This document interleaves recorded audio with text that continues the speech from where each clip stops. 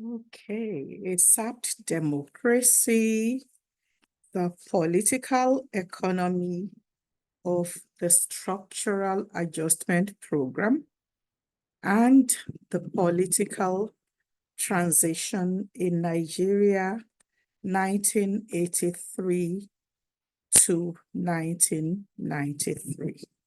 The book was published by the University Press of America in 1998 and is the product of my PhD research at Columbia University.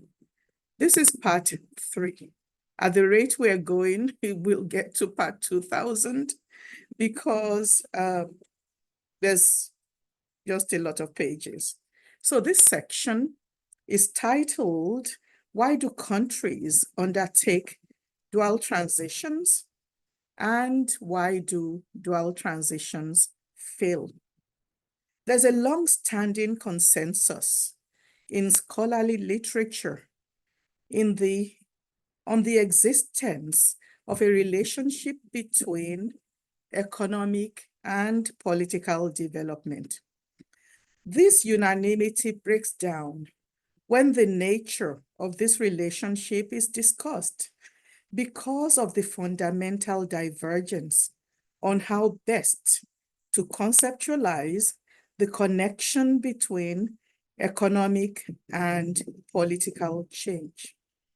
Numerous explanations have been offered for the observed worldwide wave of political liberalization and democratization over the course of the past 2 decades. That was in 1996 that I finished 1995 actually, that I finished the work. So we're talking about 2 decades before the mid-1990s. And continuing, so the combination of economic reform with multi-party democracy is also attracting increased scholarly attention. The transitions literature began being produced under that heading at that time, and there was a lot of it. So this combination of liberal economic reform and multi-party democracy has some of the explanations being offered by scholars, stressing the cruciality of domestic factors as determinants of policy, and others identifying international factors as crucial. Yet others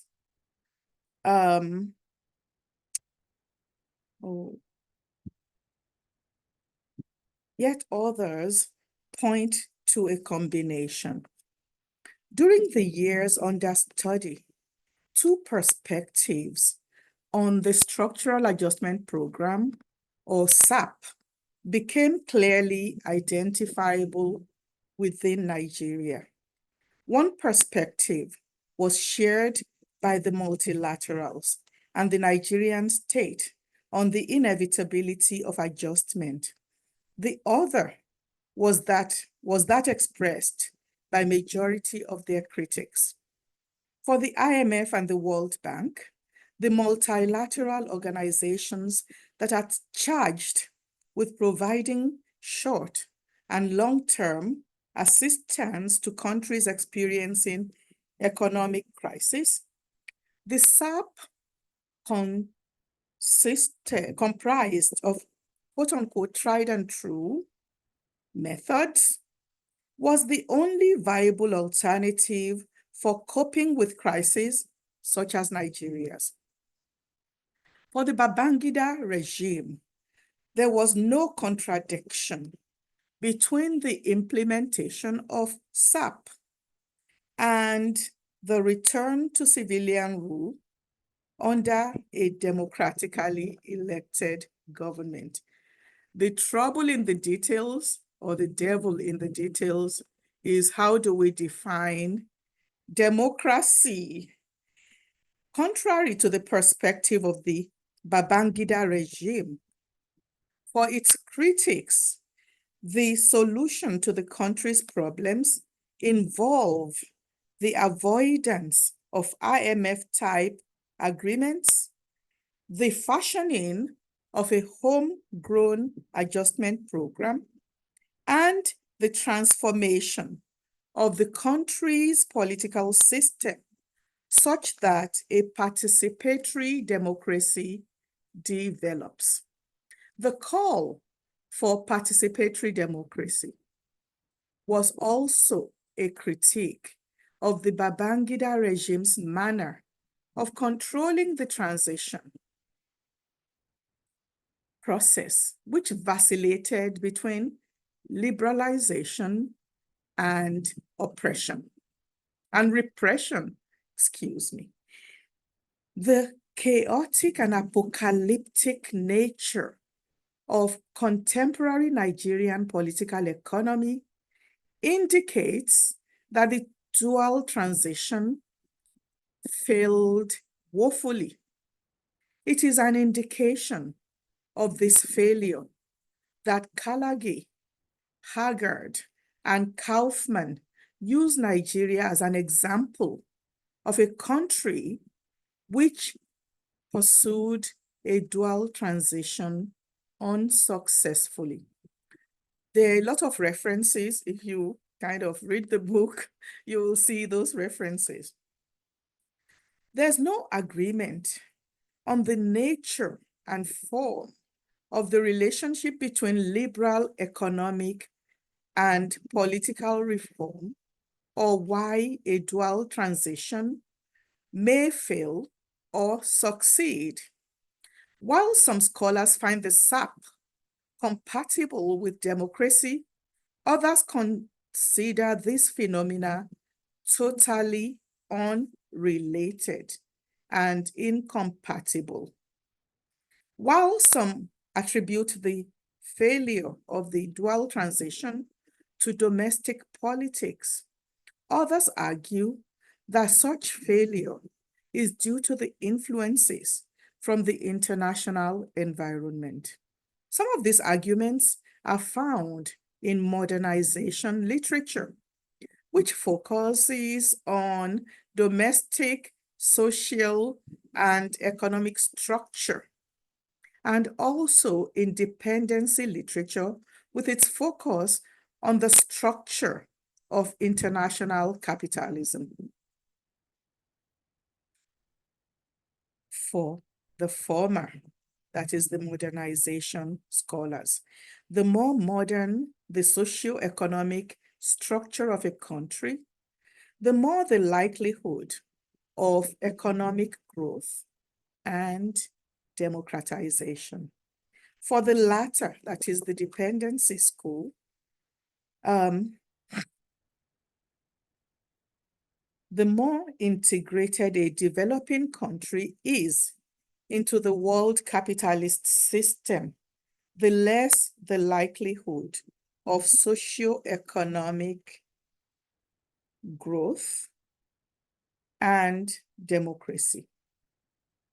The bureaucratic authoritarian approach further refined this dependency argument by contending that the contradictions generated by the drive for rapid development through import substitution industrialization, or ISI, tends to reduce the chances of democracy because of the emergence of bureaucratic authoritarian regimes which repress the working class in the attempt to deepen industrialization. Taken individually, these approaches raise more questions than they answer.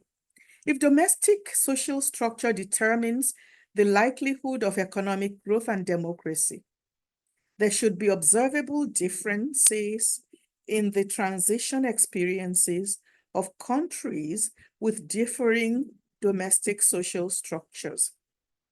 If the structure of the world capitalist system independently determines economic and political phenomena, Nigeria and all countries that are similarly situated within the world system should undergo transitions of the same nature. An inquiry into why Nigeria chose to undergo a dual transition and reasons for the outcome calls for probing the substantial literature that exists on the relationship between liberal economic and political reform in order to separate the wheat from the chaff. Essentially, I conceive of all discussion about the relationship between liberal economic reform and political reform as an inquiry into the relations of power between state and society, between the state, the multilaterals, and creditors, as well as those within the state itself. I focus specifically on the issue of the dynamic interaction between the two facets of Nigeria's dual transition and the social, economic, and political changes that resulted. International explanations of policy choice are many and varied. Some explanations of policy making are based on international constraints. They include at least two perspectives. One sees Nigeria's combination of liberal economic reform and political reform as resulting from constraints such as international economic shocks, the influence of transnational social networks, the power of creditors to make the rules of the game, and the power of multilateral organizations to enforce conditionalities. Some of the explanations that are based on the influence of these factors argue that aid or balance of payments financing for a crisis economy are tied to the adoption of liberal economic and political reforms.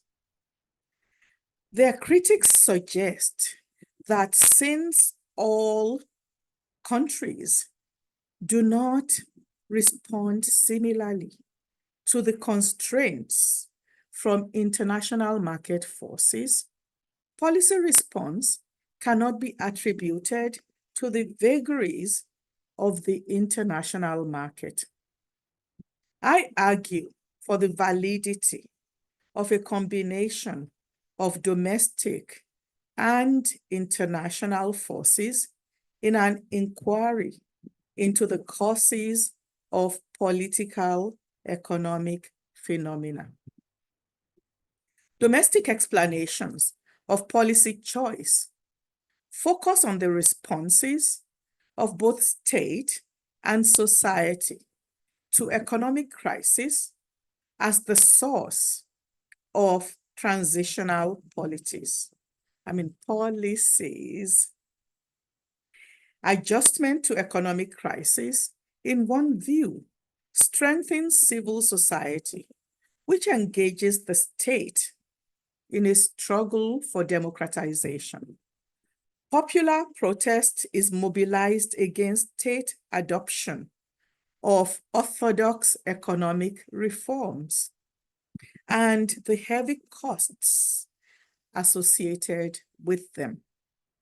The patrimonial base of the state is also eroded due to the requirements of budgetary and fiscal prudence that are standard parts of orthodox adjustment programs. The informal economy that developed gaps in response to SAP and informal political institutions that develop as a reaction to state patrimonialism are most often seen as the locus of struggles against the state by civil society. Some domestic explanations emphasize the role of the state in shaping the decision to undergo economic and political transition. For some, the skill and will of the decision makers and state autonomy from domestic pressures are crucial to the initiation and success of policy. Others argue that without state autonomy from domestic and international pressures, a reasonable degree of internal cohesion within the state and coalition building to support a new policy, it is in jeopardy. Other domestic explanations of policy emphasize the role of distributional struggles in shaping policy choice. One argument is that the structure of coalition and support for given policy options affect policy design. Another is that the political system and regime type shape coalitions and thus policy choice. In the main, the most direct argument that simultaneous transitions to democracy and to market economy are possible is presented in the liberal democratic agenda of the group of 7 countries. These countries have declared their decision to promote human rights and democracy around the world. What do they mean? The devil is in the details. Their agenda, as described by Mick Moore, has 4 elements. A, it largely originates from and has been articulated by leading Western politicians, often those who have little record of concern with development issues. B, it has become entrenched in the formal policies of the main Western bilateral aid donors.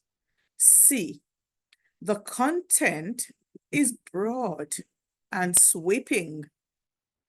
The assertion that economic growth, competitive multi-party democracy, and the market economy, respect for human rights, reduced levels of military expenditure, and in some cases, socioeconomic equity are interrelated and mutually self-sustaining.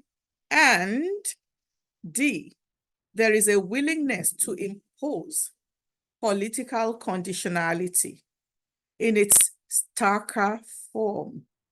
No democracy or civil rights, then no aid. While the multilaterals have not explicitly adopted a strategy based on the addition of political to the already administered economic conditionalities as prerequisites to the access to financing for indebted countries, Amiho, Bierstecker, and Lowenthal observe that increasingly they share an explicit assumption that there's no contradiction between the SAP and democratization.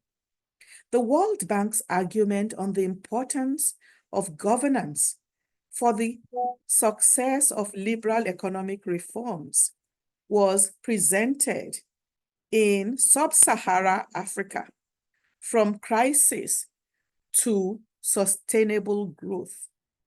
This text has been criticized as making an argument that multi-party democracy and liberal economic reforms are correlated. One example is the following statement, and this is a quote from that book: "A free and vigilant press, all too rare in Africa, is as important for good governance in Africa as elsewhere.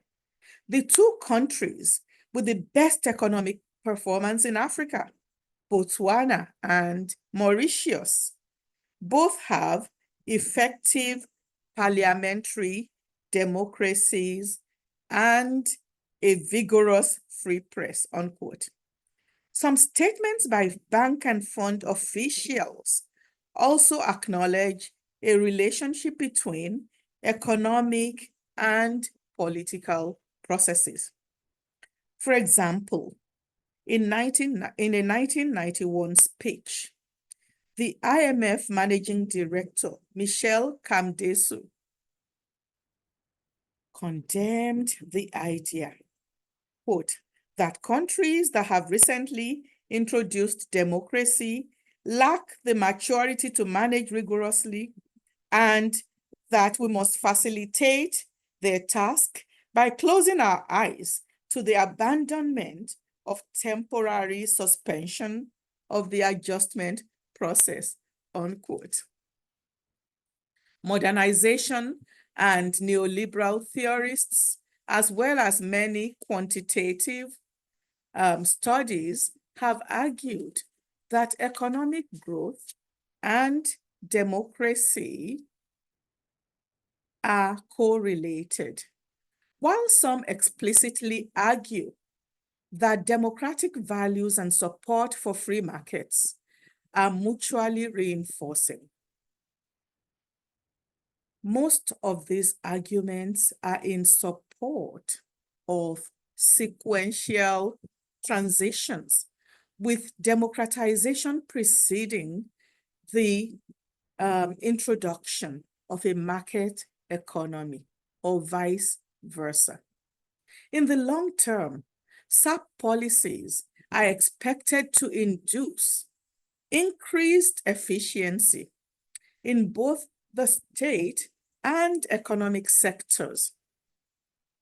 The policies are expected to hurt venal elites who use the state as a means for the accumulation of capital, and the labor aristocracy in the urban areas in whose interests the state skewed development planning in the past.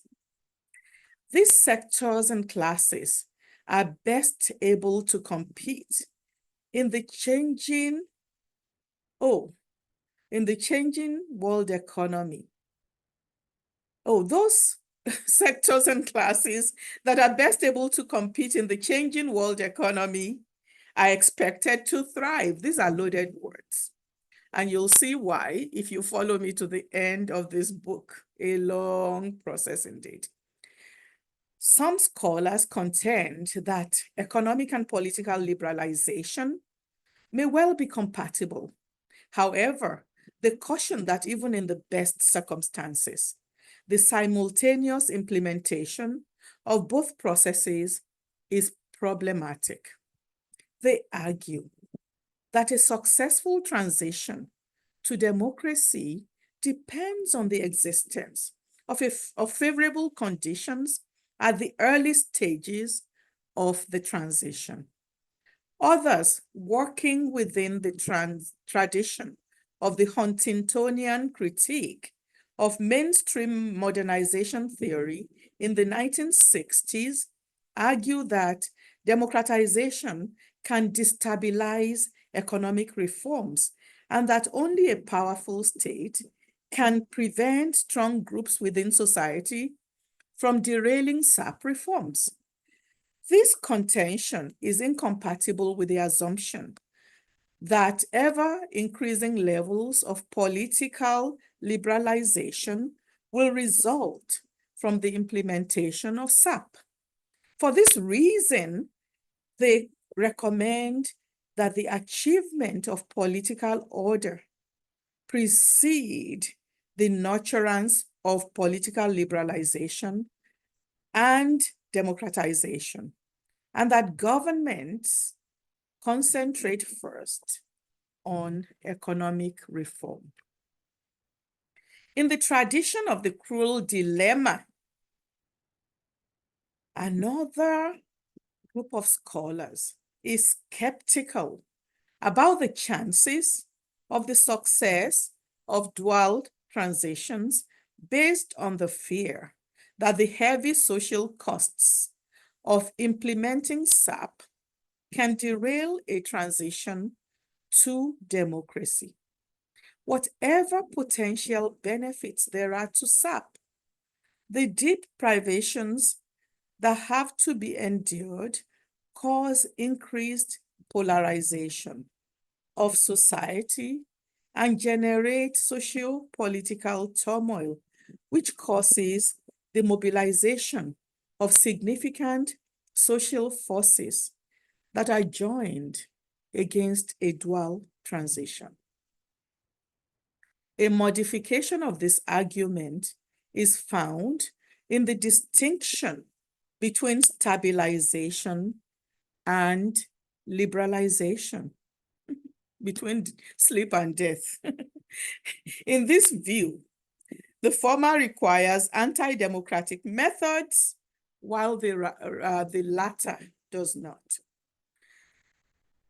The categorical rejection of the thesis that SAP and democratization are causally related is found in scholarly literature, in which the suitability of SAPs as a solution to economic crisis is questioned, and state-led development and participatory democracy are endorsed as a means of determining more meaningful solutions to economic crisis.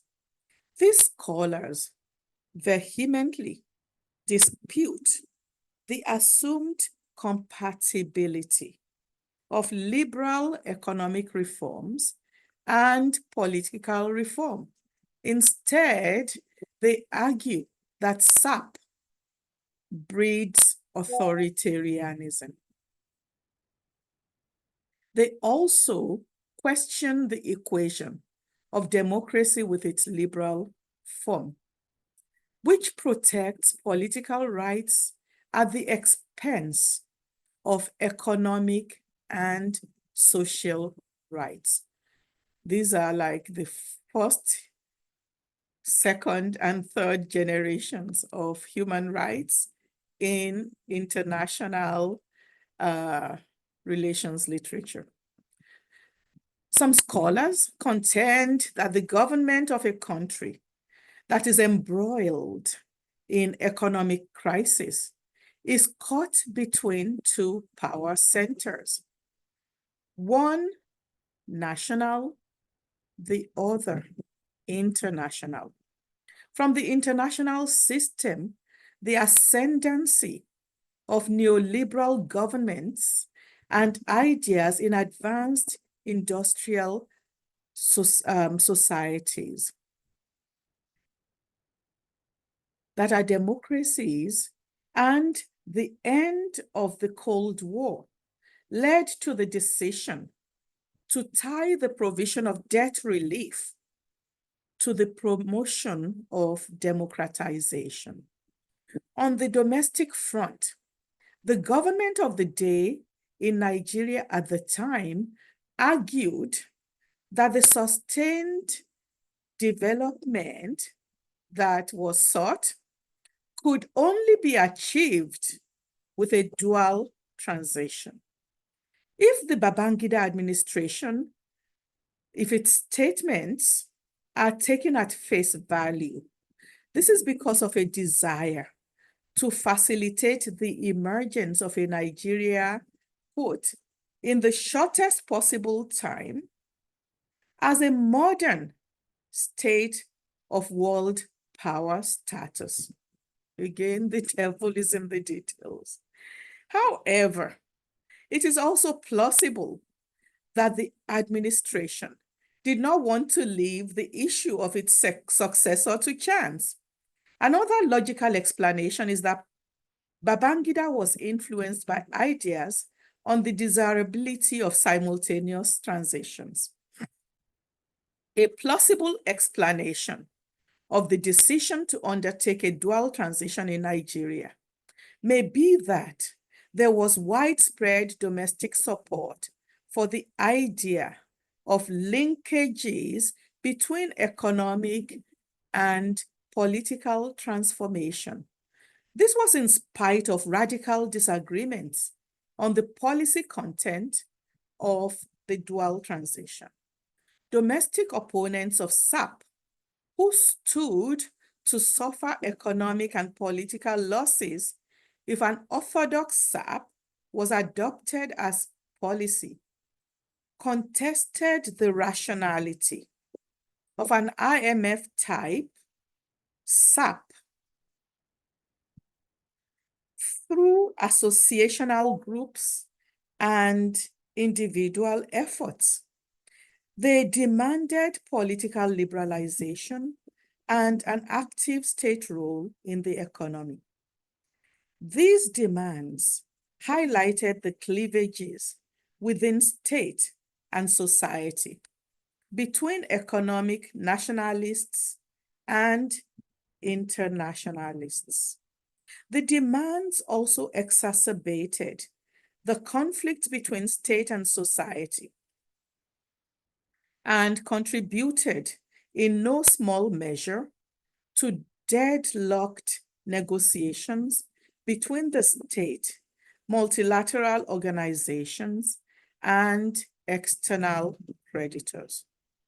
The failure of dual transitions can also be attributed to the changes in the ideological underpinnings of the international political economy. While in the past, it was well accepted within development theory that state involvement in the economy is required for development to occur, the new mandate was for the untrammeled market to coincide with the limited state. A change of such magnitude destabilizes old centers of power in an adjusting economy and interjects new ones. The process is neither smooth nor automatically beneficial, as World Bank and IMF literature lead us to believe. Some radical scholars, while arguing that economic and political transformation are not necessarily incompatible, contend that the sources of democratization are situated within the resistance to SAP instead of in its proper implementation. They argue that the imposition of harsh economic stabilization and SAP on debtor states is an exercise of hegemony by powerful actors within the international financial regime. These actors include the IMF, World Bank, Paris, and London clubs. The imposition of these policies has the dual effect of weakening the capacity of the indebted state for independent policymaking while strengthening its capacity to impose stabilization and adjustment, regardless of opposition from domestic political actors. This latter capacity encourages the use of dictatorial methods instead of persuasion. and is incompatible with democratization, as John Toy argues, through the conditionality requirement by the multilaterals and international financial institutions. A Damocles sword of debt relief is held over the heads of debtor states until they show evidence of satisfactory policy reforms. This indicates the continuation of bank support for authoritarian regimes insofar as these regimes guaranteed that they would stay the course on stabilization and adjustment policies. It also indicates that the bank's emphasis may be more on political stability and less on democratization. Nigeria's combination of SAP with the effort to return to civilian rule has also been considered against long-standing yearning in domestic politics for political and economic transformation, and the tendency within the Nigerian state to be unable to close the gap between actual and potential economic and political performance. The failure of the dual transition, thus, can be linked to this tendency. In addition, Nigeria has experienced, at the time, in the 90s, only 2 brief democratic interludes during military rule since her independence in 1960. The first was from 1960 to 1966. And the second from 1979 to 1982. Now we have 4 republics, okay? So I guess we're making progress. For some, the military phenomenon provides a framework from which one can understand the persistence of authoritarianism within the country. Such regimes, it is also argued, are better able to make a decision to adopt SAPs and implement them. Thus, a possible explanation for the speed with which SAP was adopted after 3 years of delay is that Babangida's administration is a military one at the time there, you know. However, the non-adoption of SAP by its predecessor, the Buhari administration, makes this argument questionable. It has also been argued that military intervention in politics can interfere with a transition to democracy or jeopardize the consolidation of a new democracy. In a study of transitions to democracy from authoritarianism, Abraham Lowenthal argues that the implementation of democratization depends on mostly political factors such as, and I quote, the way in which a previous democratic regime broke down, by the nature and duration of the authoritarian period, by the means the authoritarian regime uses to obtain legitimacy and to handle threats to its grip on power, by the initiative and the timing of experimental moves towards apertura. Apertura is liberalization.